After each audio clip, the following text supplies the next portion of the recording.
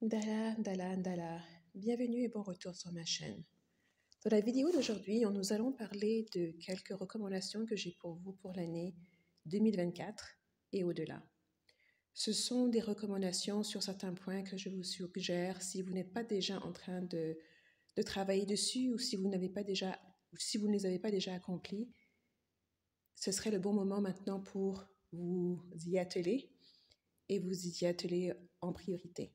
Je vais présenter ces points sans un ordre particulier, donc vous pouvez choisir vous-même. Ce sera à vous d'évaluer sur quel point vous voulez travailler en prioritairement. Si vous voulez travailler sur plusieurs d'entre eux consécutivement, ce serait ce que moi je recommanderais. Et puis d'évaluer aussi, peut-être qu'il y en a certaines de ces suggestions que je vais vous faire, peut-être que certaines d'entre elles, vous les avez déjà accomplies. Et donc là, c'est à vous d'être le juge de ce qui va vous servir et de laisser le reste. Maintenant, pour vous donner un peu de contexte, les recommandations que je vous donne sont en réflexion de ce qui s'est passé les 3 dernières années, mais plus globalement sur peut-être le train de vie, le cheminement que vous avez, vous particulièrement. Ce sont des éléments sur lesquels moi-même je travaille. Je pense que sur plusieurs de ces points-là, nous les avons déjà accomplis, mon mari et moi, ma famille, mais nous sommes encore en train de peaufiner certains et puis de s'assurer que nous couvrons toutes nos bases. Comme vous le savez, sur cette chaîne, il n'y a pas d'obligation. C'est à vous de juger qu'est-ce que vous avez besoin, si c'est même utile pour vous. Si vous jugez que ça ne l'est pas, donc passez votre chemin, il n'y a pas de souci. Mais j'espère que pour ceux d'entre vous qui sont sur un cheminement et qui ont besoin de cette information, vous la trouverez utile. Bien sûr, vous pourrez me laisser dans les commentaires si vous avez des questions et je m'efforcerai d'y répondre lorsque j'aurai le temps. Donc, commençons par le point aux suggestions numéro 1. Allez où vous devez être. Et ceci est vraiment une recommandation qui veut dire allez où vous devez être, non pas où vous voulez être. Il s'agit de vous relocaliser, il s'agit pour vous d'habiter dans un environnement qui vous permet de grandir, de vous développer, de vous épanouir. C'est sûr qu'il n'y a aucun environnement qui sera parfait. Donc, c'est à vous de juger des inconvénients et des avantages de chacun des environnements dont vous évaluez. Si pendant des années, vous avez parlé d'aller vivre dans un endroit, prenez cette vidéo comme un signe de commencer à le faire maintenant. Achetez vos billets, voyez ce que ça va vous prendre de vous déménager maintenant, aujourd'hui. Surtout si vous êtes parmi les personnes qui parlent depuis des années de vous déplacer, de finalement déménager, de quitter, que ce soit pour aller déménager de l'autre côté de la ville ou de l'autre côté de la rue, ou que ce soit pour aller déménager de l'autre côté du pays ou de l'autre côté du monde. Le temps maintenant, vous n'avez plus en fait la latitude de juste garder cette idée dans votre tête tout simplement. Le temps est un peu plus à l'urgence. Il vous faut être là où est-ce que vous devez être. Donc, comme je disais, ne pas choisir là ce que vous voulez être. Donc, il ne s'agit pas ici de choisir un lieu de vacances, un lieu que vous voulez découvrir, que vous ne connaissez pas, qui n'avez aucune affinité. Il s'agit bien et belle d'avoir ce lieu qui vous appelle, qui vous a appelé depuis longtemps, de finalement y aller. Ou au minimum de vous en rapprocher. Donc, à vous de juger quelles sont les étapes qui vont vous permettre d'y arriver, quelles sont les étapes qui vont vous permettre aussi d'avancer sur cet objectif-là. Point numéro 2, soyez beaucoup plus indépendant lorsqu'il s'agit de votre nourriture. Et j'aurais dit nourriture et je rajouterais aussi votre accès à l'eau potable. Donc, je vais me focaliser un peu plus sur la nourriture parce que l'eau potable, pour le moment, vous pouvez encore regarder si vous êtes dans un endroit où il y a une source naturelle, si il pleut dans votre région, dépendamment de la qualité de l'eau, si vous pouvez encore, comme vous auriez dû faire depuis longtemps, avoir des réserves d'eau potable chez vous.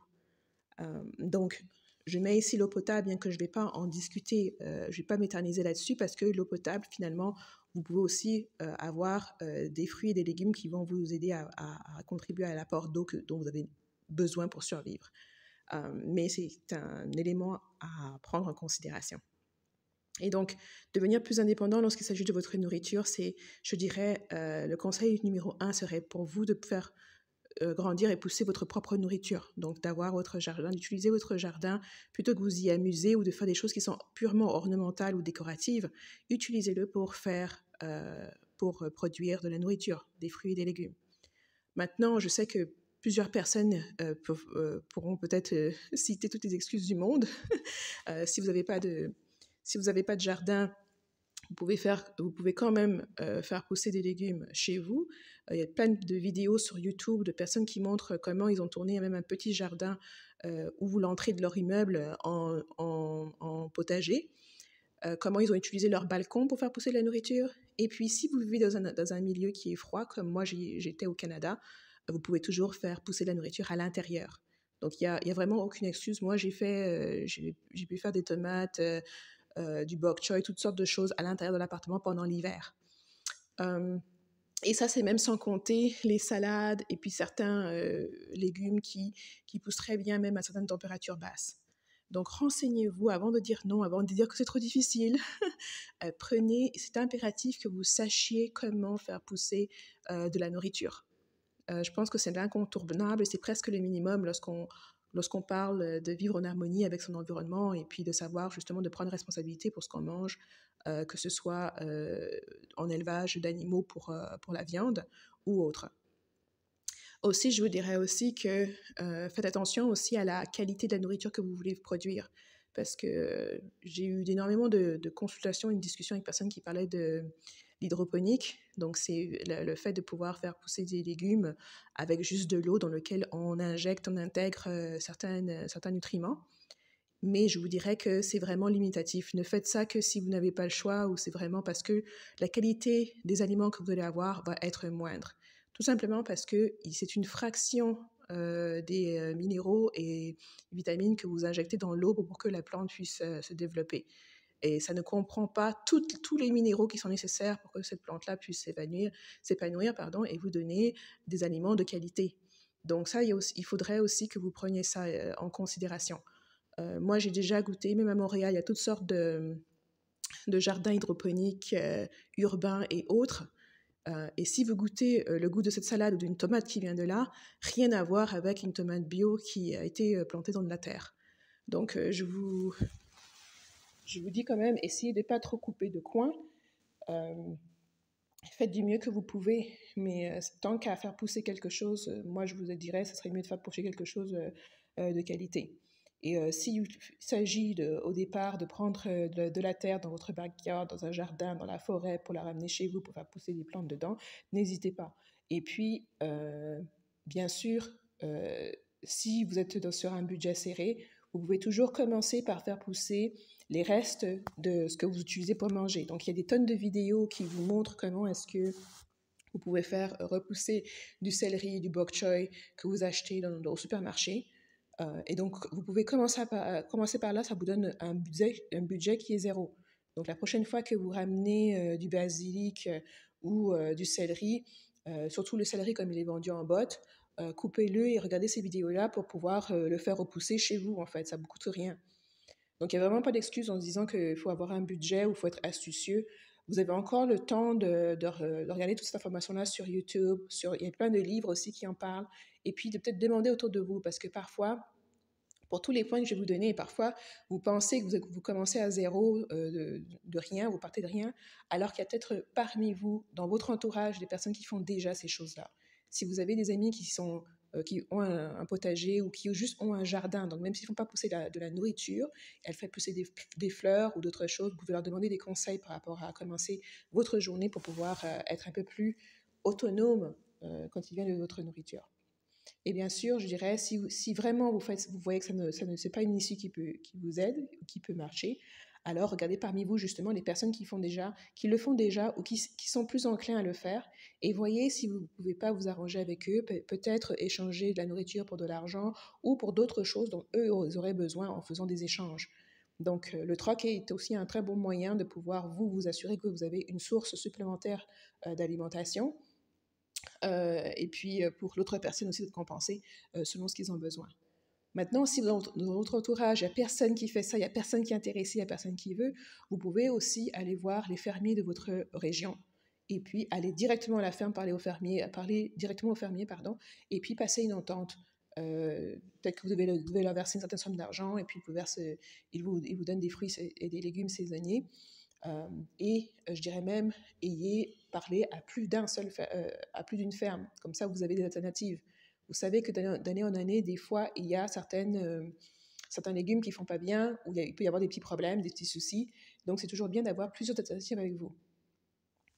Donc, et pour tous ces points-ci, comme je vous ai dit, il y a toujours des informations sur YouTube, sur les vidéos. Mais je vous dirais, mieux que les vidéos, parce que vous ne savez jamais si vous ne pouvez pas les télécharger pour les voir, pouvoir les visionner hors ligne. Le jour où vous n'avez pas d'électricité, c'est mieux de prendre des notes, des bonnes notes, ou d'aller tout simplement acheter des livres qui contiennent ce genre d'informations-là. Et je serai amenée à répéter ce point, en fait, plutôt que de le répéter, je vous le dis ici, puisqu'il va s'appliquer à tous les points dont je vais parler. Tout autant pour, si vous devez vous délocaliser, il y a plein d'informations sur YouTube aussi, sur l'endroit que vous voulez choisir. Vous pouvez voir les expériences partagées par d'autres personnes, ou acheter des livres, mais surtout prenez des notes. Dites-vous que si jamais il n'y a pas d'électricité et puis il n'y a pas d'Internet, cette information, vous devez l'avoir quelque part pour pouvoir y faire référence facilement si vous n'êtes pas apte à tout retenir tout simplement. Suggestion numéro 3, développer votre intuition. Donc ça, c'est pas quelque chose de nouveau. Sur ma chaîne, je vous le dis beaucoup. C'est le moment, si vous n'avez pas encore en train de commencer à le faire, travaillez avec votre intuition, développez-la. Mettez du temps de côté pour pouvoir méditer. Et bien sûr, soyez beaucoup plus sérieux sur votre pratique spirituelle. Donc, je sais qu'il y a beaucoup de personnes, au départ, vous venez, vous êtes super motivés, et puis vous méditez une fois de temps, vous méditez peut-être tous les jours, une fois par semaine, et puis doucement, doucement, on arrête de tout faire. L'intuition est tellement importante que je ne saurais comment la stresser. Encore, il y a une tonne d'informations un peu partout. J'ai déjà fait des vidéos là-dessus. Si vous avez des questions, laissez-les sous la vidéo. Mais vous n'allez recevoir qu'autant que vous mettez là-dedans. Vous n'y passez pas de temps, il n'y aura rien qui va changer. Mais votre intuition est cruciale parce que c'est elle qui va vous donner non seulement vous aurez une porte pour que vous ayez certaines idées qui vous viennent pour vous aider sur le cheminement que vous êtes, mais vous donner de l'information pour que vous puissiez prendre de meilleures décisions finalement. Il y a des choses que parfois vous n'avez pas besoin de regarder à la télé pour savoir que vous devez être sur un certain moment, vous devez être sur un certain choix ou réfléchir d'une certaine manière ou voir certaines choses avant même qu'elles ne se produisent. Mais si vous n'êtes pas ouvert, si vous ne laissez pas ce temps-là, vous n'avez pas d'ouverture d'esprit et que vous ne passez pas le temps qu'il faut pour pour vous améliorer sur le plan spirituel, mais ça ne vous sera pas donné et vous serez toujours comme un pas en arrière à essayer de demander à d'autres personnes conseil ou à essayer de demander à d'autres personnes de vous aider tout le temps. Et comme je vous l'ai dit, tous ces points sont pour que vous, à un moment donné, vous puissiez faire toutes ces choses par vous-même. L'idée ici, c'est pas de toujours devoir dépendre de quelqu'un d'autre à qui de me poser des questions et demander. C'est même si on a besoin de poser des questions de temps en temps, qu'on fasse ce qu'on peut faire nous-mêmes, qu'on le fasse et qu'on essaye de s'y améliorer finalement. Notre objectif, c'est pas devoir clouer à la chaîne de quelqu'un pour voir à tout moment qu'est-ce qu'ils pensent de tout, qu'est-ce qu'ils font de quoi. C'est aussi pour vous de pouvoir être quelqu'un d'entier, d'autonome, et que même si vous commencez un peu avec l'intuition, au fur et à mesure que vous le pratiquez, que vous l'utilisez, ben vous allez pouvoir vous améliorer comme n'importe quoi d'autre. C'est la pratique qui vous rend meilleur. Point 4, travaillez sur votre caractère et visez à devenir la personne que vous voulez être et à vous améliorer chaque jour. Donc, c'est chaque jour où vous levez et vous me dites qu'est-ce que vous pouvez faire de mieux qu'hier. Quelles sont les choses que vous n'avez pas fait aussi bien hier, mais que vous pouvez mieux faire aujourd'hui, demain. Et ça s'applique à tous les aspects de votre vie. Ça peut être par rapport à une relation, par rapport à la façon dont vous parlez aux gens, par rapport à la façon dont vous réagissez. Et c'est sûr que ça prend du temps. Donc, ayez un peu de grâce pour vous-même en vous disant, si ça vous a pris 20 ans, 30 ans ou 40 ans, ou voire plus, pour être la personne que vous êtes aujourd'hui, ça va vous prendre du temps aussi pour pouvoir changer qui vous êtes, vous perfectionner, vous améliorer. Donc, ça ne veut pas dire qu'on doit tout faire de façon parfaite, mais ça veut dire qu'on se lève le matin en sachant que la tâche est à accomplir et que c'est un travail qui est perpétuel et qui est quotidien. Et on ne l'oublie pas. Et travailler sur son caractère, ça veut dire aussi choisir de faire la chose qui est juste, même lorsque c'est difficile. Point numéro 5, suggestion numéro 5, dépensez votre argent avec sagesse. Soyez, en anglais on dit frugal, soyez plus réservé par rapport à vos dépenses. Et aussi, assurez-vous d'avoir de l'argent en liquide dans un lieu sécurisé. Donc, c'est un peu je crois que ça se dit un peu pleinement ici. Il faut juste regardez vos dépenses et puis coupez les choses qui sont inutiles et qui ne vous servent pas, surtout dans la période où on est. Moi, je dirais bien, si vous êtes encore en train d'aller en boîte, encore en train d'aller dans les bars, ben, c'est peut-être que ce cheminement n'est pas le vôtre, parce que c'est vraiment pas le moment de dépenser de l'argent dans les bars ou dans ce genre de choses, quoi. Pareil aussi, si vous voyagez juste pour le plaisir, je vous dirais aussi, ce temps-là est un peu révolu de voyager parce que vous avez besoin de voyager, parce qu'il y a quelque chose que vous devez accomplir à cet endroit-là, que vous y allez pas, parce qu'il y a une intention derrière, quelque chose de spécifique, pas parce que vous voulez racheter des photos sur Instagram.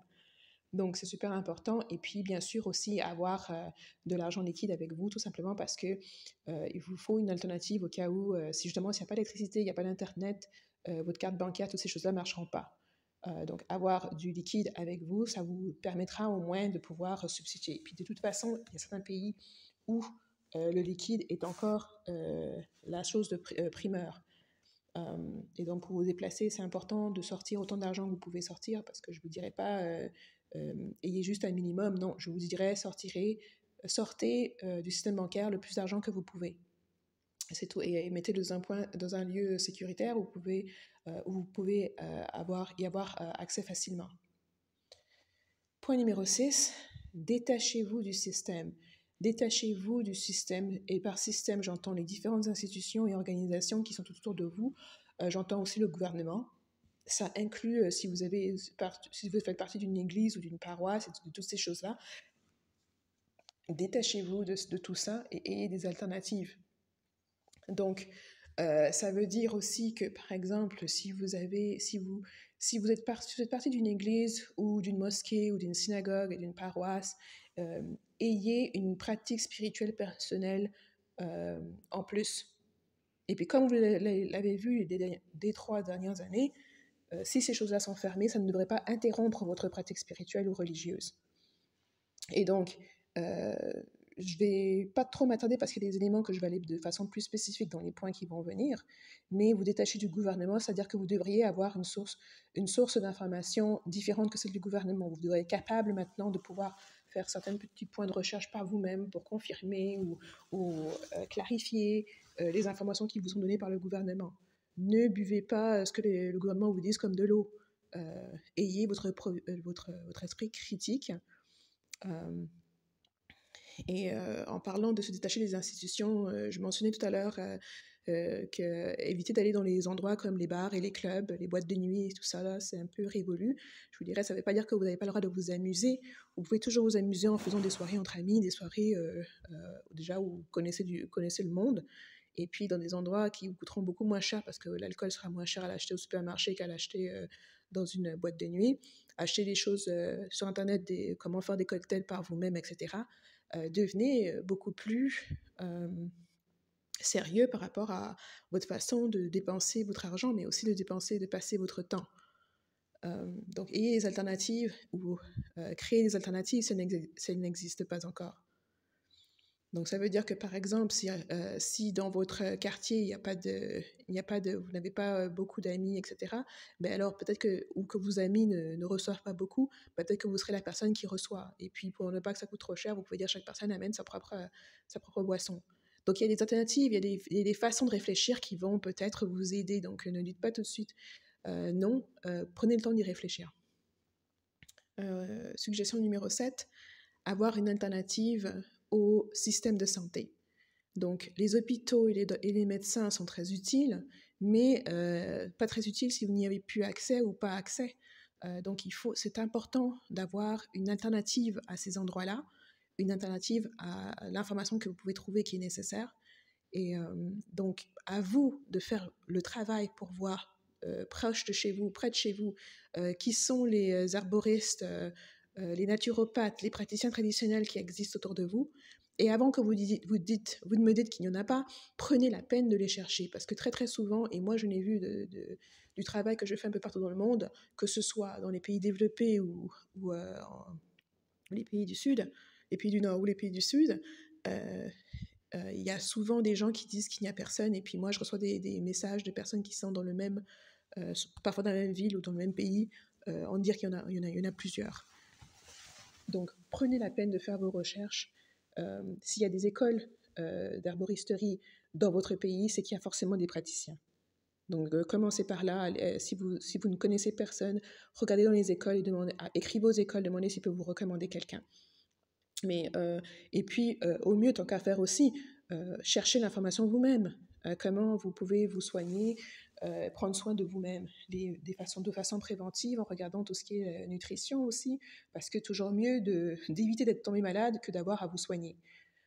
Et pour ça, il y a plein de vidéos sur YouTube de toutes sortes de plantes que vous pouvez utiliser. Donc, à vous de regarder des plantes qui poussent là où est-ce que vous êtes, qui vont être facilement accessibles à vous, et à quoi est-ce qu'elles servent et dans quel cas elles peuvent vous être utiles. Il y a aussi plusieurs livres, me vient en tête tout de suite comment être votre propre médecin, votre pharmacie la pharmacie dans votre jardin. Ce genre de livre aussi peut être très utile. Donc faites votre recherche et ayez ces alternatives-là. Maintenant, suggestion numéro 8, arrêtez de perdre votre temps. Le temps est une ressource précieuse qui n'est pas infinie et qu'il vous faut utiliser. C'est pour ça que je vous ai dit, si vous n'êtes pas déjà en train de travailler sur ces points-ci, ben, c'est vraiment une urgence que vous vous y mettiez. Et ne pensez pas que les autres vont vouloir vous aider, surtout si vous ne faites aucun effort. Ceux qui sont présentement en train de se préparer ne feront pas le travail pour vous. Ce ne sera pas quand vous êtes en besoin que vous irez à gauche, à droite forcément, et que vous serez capable de trouver de l'aide. Donc, pensez-y. Si vous décidez de ne rien faire et que les personnes qui sont autour de vous aussi décident de ne rien faire, ben, il y aura pas d'aide lorsque vous en aurez besoin. Donc, c'est toujours mieux de prendre votre temps de vous préparer vous-même, parce qu'il y a des situations qui sont difficiles, mais qui n'ont pas forcément besoin d'être aussi difficiles que vous allez le vivre, parce que tout simplement, vous n'êtes pas préparé. Donc, parmi nous, les 3 dernières années qui se sont produites ont été beaucoup moins difficiles pour beaucoup d'entre nous, tout simplement parce qu'on était préparés. Tout simplement parce qu'on a toujours mis du temps de côté pour se préparer, travailler sur ces aspects-là. Ce qui fait que même mentalement, quand il y a des choses, le gouvernement est fermé, des choses comme ça, ce n'est pas des choses qui nous font une fracture mentale ou qui nous heurtent. Ça nous permet juste de nous calibrer et puis de continuer à avancer parce qu'on sait déjà ce qu'on est censé faire. Donc, ne perdez plus votre temps sur des choses qui sont futiles, sur des choses qui n'ont pas d'importance, surtout si vous n'avez pas au moins le minimum de fait, vous n'êtes pas dans un lieu qui est sécuritaire, vous n'avez pas de quoi vous nourrir ou manger, etc., des ressources qui sont vitales. Si jamais le supermarché fermait et que les fermes sont plus autorisées à vendre quoi que ce soit, vous devez avoir une porte de sortie pour pouvoir prendre soin de vous, potentiellement de votre famille, amis et communauté. Donc, vraiment, la procrastination, il faut laisser ça en 2023.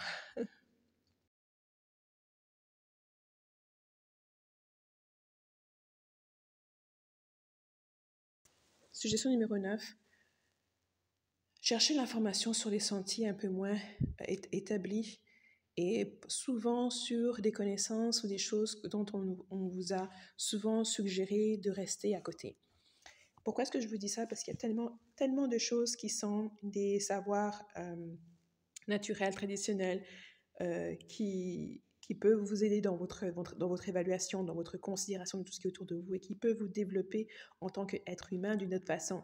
Et je parle ici, par exemple, non seulement, on a parlé un petit peu du jardinage, mais de l'astronomie, de l'astrologie, de la télépathie, de la numérologie, de la télékinésie, tous ces domaines un peu qu'on vous dit qu'ils sont farfelus, mais qui sont en fait des domaines qui vous permettent de vous perfectionner, de vous développer d'une manière plus avancée, je dirais. Donc, essayez pour vous de comprendre qu'est-ce que, par exemple, est la télépathie, de commencer à faire des exercices là-dessus. Il y a plein de vidéos, je dirais, il y a quand même des vidéos sur la télépathie, il y a aussi des blogs, des livres qui sont écrits là-dessus, mais l'élément de base, c'est tout simplement apprendre à communiquer sans avoir à parler avec votre bouche, à émettre un son. Donc, en fait, explorer ces domaines-là, parce que quand on prend par exemple la télépathie, en développant cet aspect de communication, vous pouvez communiquer avec quelqu'un d'autre sans avoir à ouvrir votre bouche, ça peut être extrêmement utile. Et ça ne prend pas non plus des années à développer. Tout dépend de l'individu, d'accord? Mais ça prend de la pratique de toute façon. Tout ce que vous allez vous perfectionner ou vous améliorer, ça va vous prendre du temps. Et j'utilise ça comme un exemple. Donc, vous pouvez aussi regarder dans ces différents domaines-là celui qui vous attire le plus. Peut-être même qu'il y avait quelque chose qui vous attirait déjà, vous n'osiez pas, vous aviez peur, peut-être parce que la façon dont vous avez été élevé, les croyances religieuses ou autres qui vous retenaient, mais les choses comme l'astronomie sont super utiles, l'astrologie aussi. La télékinésie aussi, imaginez si vous êtes capable de pouvoir vous concentrer et de faire déplacer des objets par vous-même, ça pourrait être très très utile, surtout lorsque vous en avez le plus besoin. Et en plus de ça, vous n'avez pas besoin de faire appel à d'autres personnes, vous êtes vraiment en train de pouvoir utiliser vos propres habilités. Pareil pour la voyance, si vous aviez des visions avant et puis vous en aviez peur, etc., c'est peut-être temps pour vous de rechercher et puis d'essayer de comprendre comment ces visions fonctionnent, pourquoi, quand est-ce que vous les avez, et de commencer à documenter toutes ces choses-là pour mieux les comprendre, pour pouvoir mieux les utiliser à bon escient. Donc arrêtez d'avoir peur, le moment d'avoir peur aurait dû être en 2020 quand ça a commencé, si vous n'aviez pas déjà eu peur avant. Et puis mais maintenant, c'est vraiment le temps pour vous de passer à l'action. Et en passant à l'action, ça veut dire que votre temps de libre voudrait être utilisé à apprendre. Et apprendre, normalement, c'est quelque chose qui doit vous amener du plaisir, qui doit être quelque chose de joyeux d'apprendre. Il y a tellement de sujets qui sont tellement passionnants que ça prendrait justement toute une vie pour les explorer tous à proprement dit. Même moi, de mon côté, le petit que je sais sur tel sujet, franchement, ça me prendrait toute une vie. Il me faudrait plusieurs vies pour pouvoir aller aussi en profondeur que je vais aller dans chacun de ces sujets-là. Et donc, je ne vous demande pas de maîtriser tout, et je vous dis, vaut mieux prendre un seul sujet et le maîtriser au moins de base, que de vous éparpiller partout et ne rien comprendre. Donc, c'est beaucoup mieux pour vous de mettre peut-être sur votre temps de libre, c'est 1 à 2 heures par jour ou par semaine, sur un sujet précis que vous étudiez, dont vous avancez. Et donc, pour ça, encore une fois, cherchez l'information, que ce soit par des vidéos que vous téléchargez, que vous ayez sur des appareils, ou que ce soit par des livres que vous achetez, des photocopies. Si vous n'avez pas d'argent pour acheter des livres, allez à votre bibliothèque locale, regardez les livres qu'ils ont sur ces sujets-là, faites les photocopies dont vous avez besoin, ou alors prenez votre journal ou votre calepin et puis prenez des notes. Il n'y a vraiment pas d'excuses à avoir sur ce genre de choses. Surtout pas aujourd'hui. Le temps des excuses ne va pas fonctionner de toute manière, donc faites de votre mieux, commencez et agissez.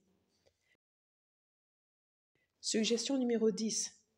Si vous avez des enfants, prenez le temps de les connaître. Arrêtez de tout mettre avant vos enfants, votre carrière, votre business, votre entreprise, vos projets, vos objectifs, etc., etc. Normalement, vos enfants devraient faire partie de vos objectifs si vous en avez.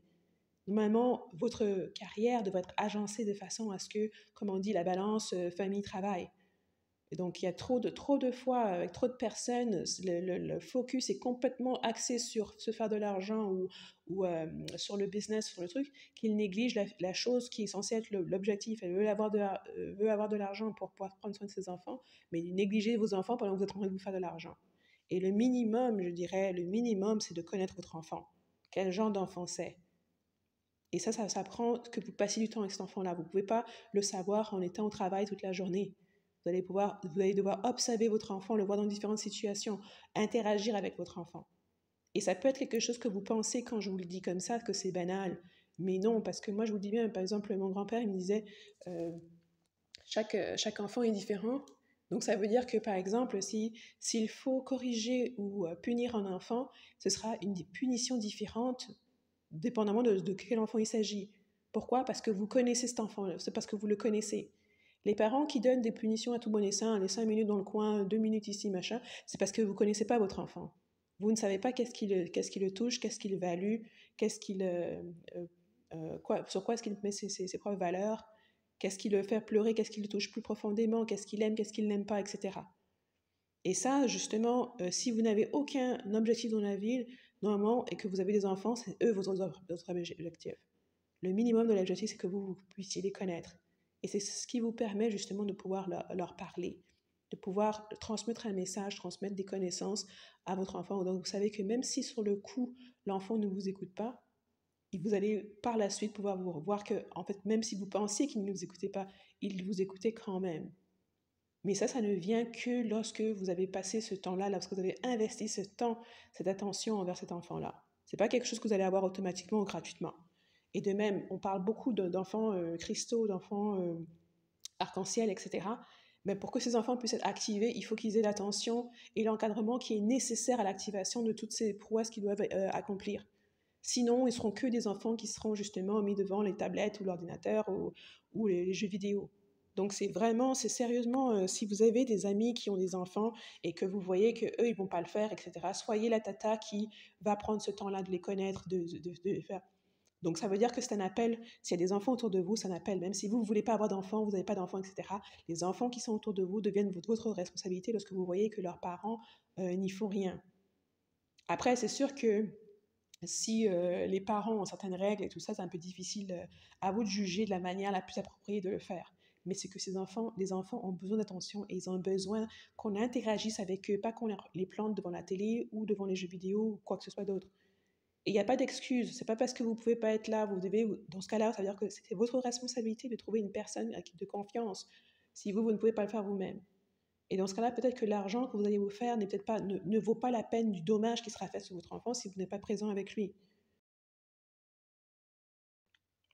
Suggestion numéro 11.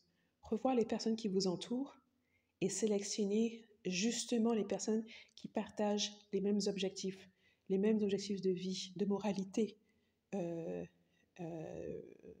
et qui partagent votre façon de voir le monde. C'est super important d'avoir des personnes à côté. Donc, ça veut dire que vous devez prendre le temps de connaître ces personnes-là, de les évaluer, etc., etc. Quitte peut-être avoir un cercle qui est beaucoup plus restreint, mais qui correspond beaucoup plus à qui vous êtes ou à qui vous voulez être, que de vous éparpiller dans tous les sens et d'avoir toutes sortes de personnes autour de vous qui vous donnent des mauvaises suggestions ou qui vous entraînent dans de mauvaises décisions. À un moment donné, il faut avoir un discernement pour être capable justement de distinguer les personnes qui vont dans la même direction que nous et puis de laisser les personnes qui vont pas dans la même direction que nous aller où est-ce qu'ils vont sans que vous ne faites que prendre plusieurs détours qui peuvent avoir un impact sur vous-même d'abord, votre cheminement, votre famille ou vos amis. Suggestion numéro 12, rappelez-vous de sourire. Donc, il va y avoir des temps difficiles. Comme je vous l'ai dit, souvent, avant que ça devienne mieux, avant que les choses n'aillent mieux, ça devient d'abord pire. Donc, rappelez-vous même dans ce moment difficile là de prendre 5 minutes, quelque temps, de pouvoir rire un peu, souffler un peu, sourire. La joie de vivre, on peut la trouver n'importe où. C'est pour ça que parfois, quand vous voyez même des personnes qui sont pauvres, qui sont dans des situations difficiles, euh, ils prennent quand même le temps de se relaxer un petit peu. C'est pas parce que tout est difficile, que tout est noir, que vous ne pouvez pas avoir des petits moments de détente ou des petits moments où on met tout ça de côté et puis on rigole un peu, que ce soit avec les enfants, que ce soit en regardant un film, que ce soit autre truc. Donc, ayez ce moment-là, comme on dit, pour sentir les fleurs, sentir les roses, le parfum des roses, avant de continuer. Donc, c'est sûr que ça ne va pas être non plus passer plusieurs jours, une semaine là-dessus. Comme je l'ai dit, le temps est une ressource très, très, très précieuse. Mais c'est juste pour un petit rappel, pour vous dire que quand même, il faut quand même prendre le temps de souffler et puis de sourire. Après, même quand les temps sont difficiles, un sourire, c'est gratuit, ça ne vous coûte rien. Et en plus, ça vous fera bien neurologiquement et puis de façon avec l'alchimie aussi pour votre corps. Suggestion numéro 13, choisissez sagement et utilisez votre discernement sur tout à tout moment. Donc, peu importe qui vous dit quoi, ayez toujours le réflexe d'utiliser votre discernement, de passer du temps avec ce qui vous est dit, peu importe qui est la personne qui vous le dit. Il peut y avoir des choses de personnes que vous avez confiance, mais qui vous donnent des mauvais conseils, en fait. Ça peut aussi être des personnes que vous ne connaissez même pas, mais qui vous donnent de très bons conseils.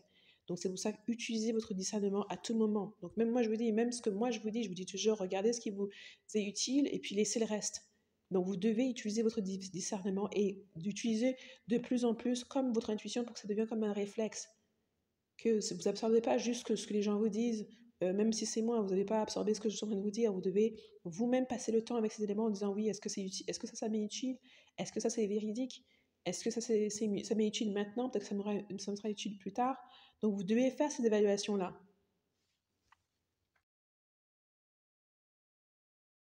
Suggestion numéro 14.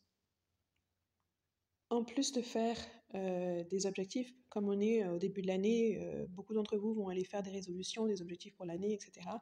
Il est très important, si vous ne le faisiez pas, si vous parlez de votre bien-être, de ne pas juste faire des résolutions sur votre santé physique, comme d'aller plus au gym ou de manger mieux, etc. Mais il faut aussi ajouter là-dessus votre santé mentale, mais surtout votre santé spirituelle. Donc, important de prendre ça en point, de voir quelles sont les étapes ou les pas que vous pouvez prendre dans la bonne direction pour vous améliorer.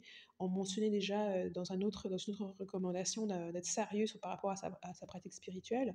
Pratique spirituelle, comme toute chose, on n'y tire que ce qu'on y met. Donc vous n'y mettez rien, vous n'allez rien en tirer non plus. Ce pas des choses qui s'activent comme ça ou qui deviennent mieux juste parce que vous y pensez ou juste parce que vous le dites. Pareil aussi, même si vous avez déjà des dons en place, vous devez prendre le temps de les améliorer, de les perfectionner, de les utiliser pour pouvoir devenir meilleur en fait et mieux les comprendre. Donc, santé mentale, mais aussi spirituelle. Si vous avez des problèmes mentaux, des éléments de santé mentale, cherchez des solutions pour non seulement les mitiger, mais essayer de voir si elles peuvent être éliminées. Parce que, bon, je ne vais pas trop m'attarder sur ce point, mais je pense que si vous avez des questions, vous pouvez les laisser dans les commentaires. Ok, suggestion numéro 15, c'est spécifiquement pour les femmes. Donc, si vous voulez être enceinte, ou vous planifiez d'être enceinte un jour, ou que c'est une possibilité que vous voulez peut-être pouvoir décider plus tard, il va falloir que vous commencez à chercher de l'information sur la conception d'un enfant, la grossesse, l'accouchement, la prise en charge d'un enfant, etc. Ce n'est pas lorsque vous tombez enceinte que vous devez chercher cette information-là. Vous devez avoir cette information, l'avoir maîtrisée avant de tomber enceinte. Et ce n'est pas de sciences naturelles ou biologie qui va le faire. C'est vraiment, si vous avez l'occasion, être à côté de femmes qui sont déjà enceintes. Comme ça, vous pouvez mieux observer et écouter et voir leur expérience. Bien sûr, quand il s'agit de prendre soin d'un bébé, être à côté d'une femme qui vient d'accoucher, comme ça vous pouvez prendre soin du bébé et voir directement ce que ça prend, de l'intuition que ça demande, l'effort que ça demande.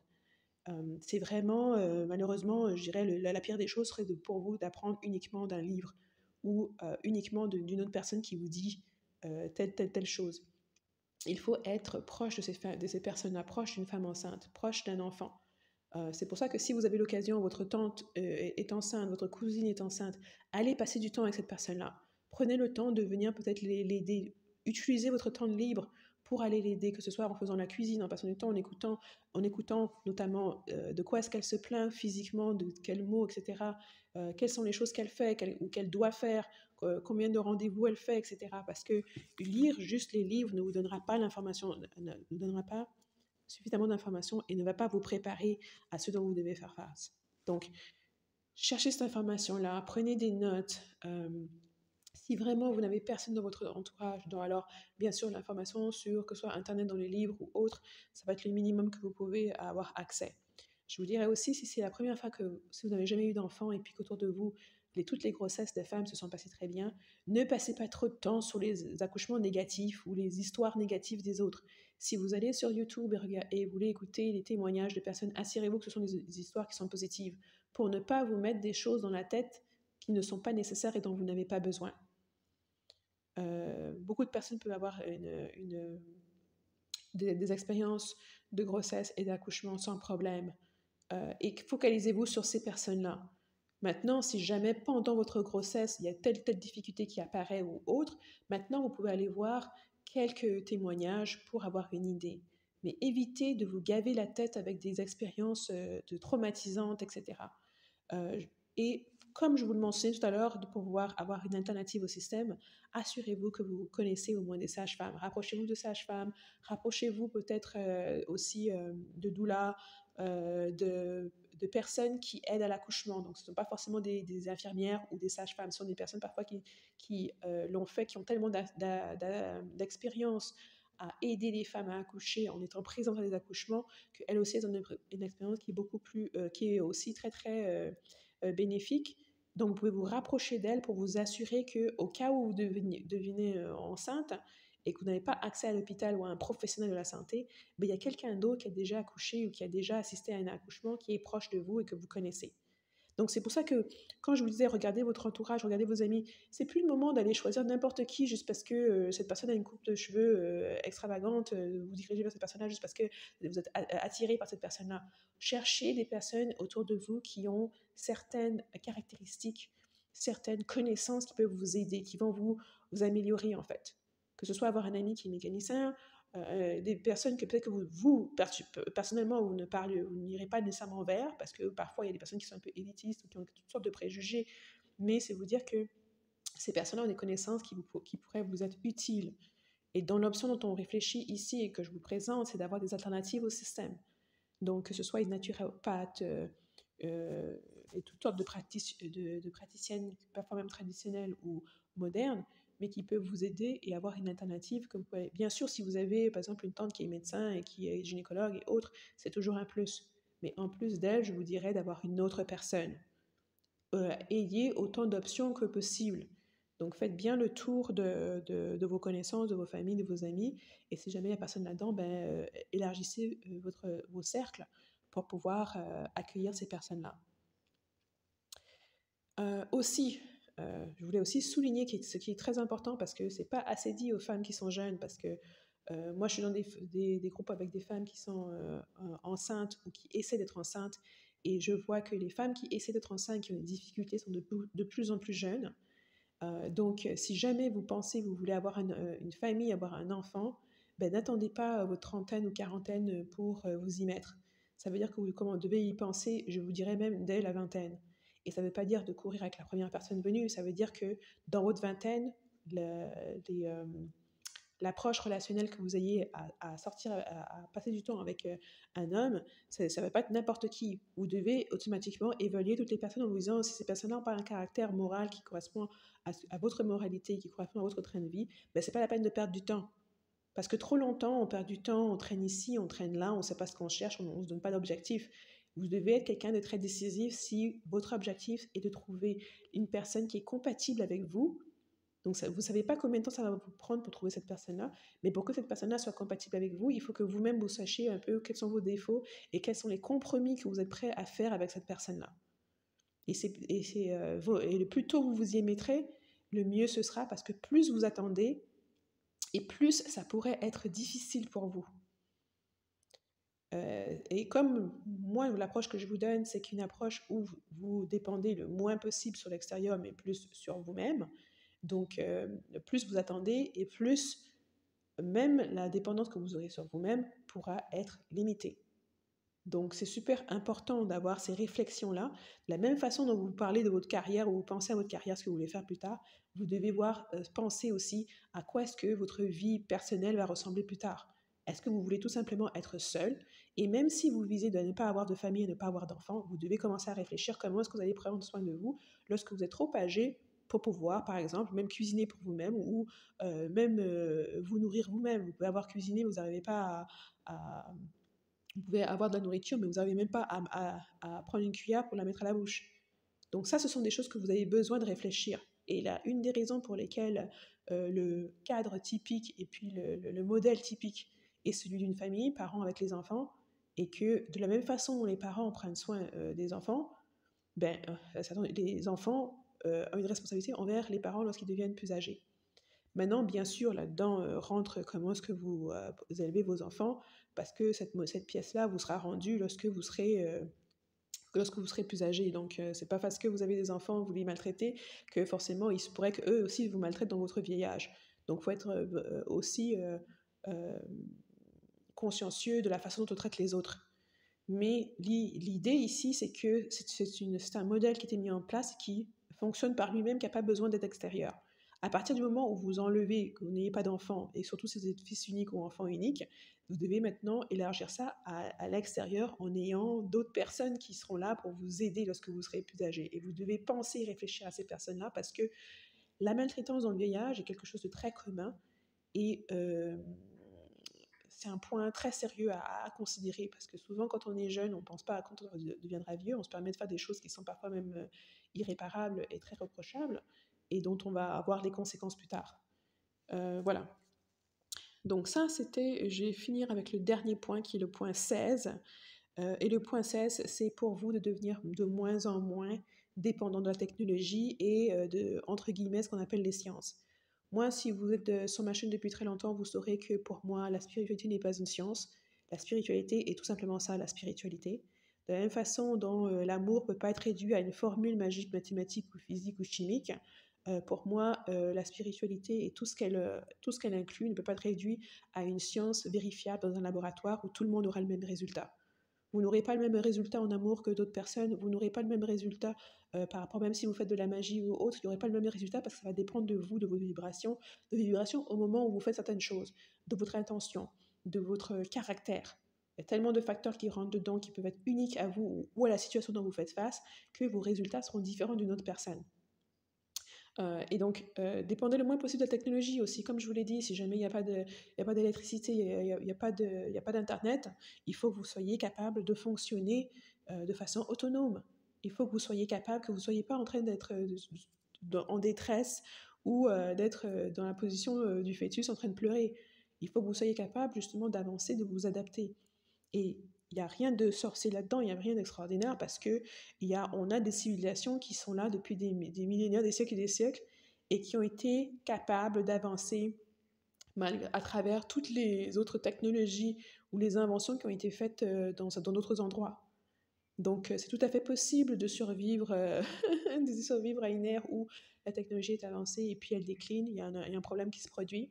Je mentionnerai des exemples comme Atlantis, le Mura. Il y a plein d'endroits où il y a eu toutes les avancées technologiques qu'on voulait et qui, ultimement, n'ont pas permis à l'humanité d'avancer correctement parce qu'au niveau de la moralité, au niveau de la spiritualité, le travail n'était pas fait. Donc, ce sont mes recommandations pour vous, pour 2024 et plus loin. Après, je vous dirais que 2024, comme chaque année, cette année-là ne sera que ce que vous en faites. C'est à vous d'en faire l'année qu'elle doit être. C'est à vous d'y mettre les investissements, le temps, le travail nécessaire, de vous motiver vous-même, etc., pour pouvoir y arriver, pour que ce soit une bonne année. C'est à vous de choisir qu'elle soit une bonne année, c'est à vous de mettre l'investissement et de faire le travail. Et je suis bien contente qu'on soit tous là ensemble pour faire ce cheminement-là et que vous ayez justement une plateforme, un endroit où pouvoir poser des questions, puis échanger, etc. Mais ce que moi je vous dis dans mes recommandations, c'est ne vous limitez pas à cette plateforme. Engagez et échangez avec des personnes locales là où est-ce que vous êtes. Ou là où est-ce que vous irez. Mais utilisez les deux tant qu'ils sont présents et privilégiez surtout en personne avec les personnes qui sont locales avec vous. C'est super, super, super, super important. Motivez-vous, cherchez les choses qui vous motivent et pour que vous puissiez continuer. Et bien sûr, moi, c'est toujours un plaisir et un honneur de partager, de continuer à travailler avec vous et puis à vous écouter, à répondre à vos questions, à voir où est-ce que moi je peux vous aider, où est-ce que moi je peux vous donner les suggestions, les quelque chose que je pense qui pourrait vous aider. Moi, je suis dans la même boîte, on est dans le même cheminement, on est dans la même transition tous ensemble, même si on a différents endroits de nos parcours. Et tout ce que je peux vous souhaiter, c'est de faire cette expérience, que cette expérience soit le plus agréable possible. Il y aura des moments difficiles, ça c'est sûr et certain, mais je pense que plus vous êtes préparé et moins il y aura de désagréments, ou alors vous serez plus apte à faire face à ces désagréments-là ou à ces moments difficiles. Donc, merci beaucoup d'avoir suivi jusqu'à la fin de la vidéo. J'espère que les 16 suggestions vous seront utiles. Bien sûr, si d'entre vous, si vous avez d'autres suggestions à rajouter, ou alors si vous avez des conseils à donner sur ces suggestions-là, n'hésitez pas à les laisser sous la vidéo. Et si vous avez des questions de même. Et puis sinon, je vous verrai dans la prochaine vidéo.